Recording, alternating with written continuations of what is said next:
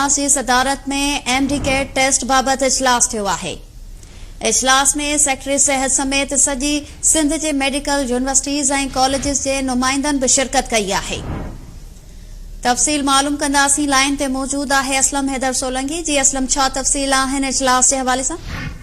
जी बिल्कुल, इंतहाई अहम इजलास थियो है। सूबाई वज़ीर हेल्थ जी सदारत में, जंहिंमें हेल्थ खाते जो सेक्रेटरी ऐं ॿिया जेके आला ऑफिसर्स आहिनि उहे शरीक आहिनि। ख़ासि तौर ते अॼोके इजलास में एमडीके टेस्ट जे हवाले सां सलाह मशवरो कयो वियो, प्लानिंग कई वई त कीअं उन टेस्ट खे काराइतो साबित कजे, कापीअ खे रोके सघिजे ऐं जेके अॻुवाट अॻे भेरे बि पेपर में कोताहियूं थियूं उहे ॿीहर जीअं न थियनि। उन हवाले सां इंतहाई अहम इजलास हो, जंहिंमें तरतीब ॾिनो वियो त उन टाइम कहिड़े कीअं प्लानिंग हूंदी, कीअं उन जो सॼो बंदोबस्तु कयो वेंदो, उन हवाले सां इजलास हो ऐं कापीअ खे कीअं रोके सघिबो ऐं उन हवाले सां मुख़्तलिफ़ तालीमी इदारनि जे हवाले सां बि पिणु इजलास ऐं मुख़्तलिफ़ राया वरिता विया त उन में कीअं बहितरी आणे सघे थी, ख़ासि तौर ते मेडिकल जेके इदारा आहिनि। इजलास में हेल्थ खाते जे वज़ीर जो चवणो हो त हाणे वारी जेकी टेस्ट हूंदी एमडीके जी उहो इंतहाई साफ़ ऐं शफ़ाफ़ हूंदी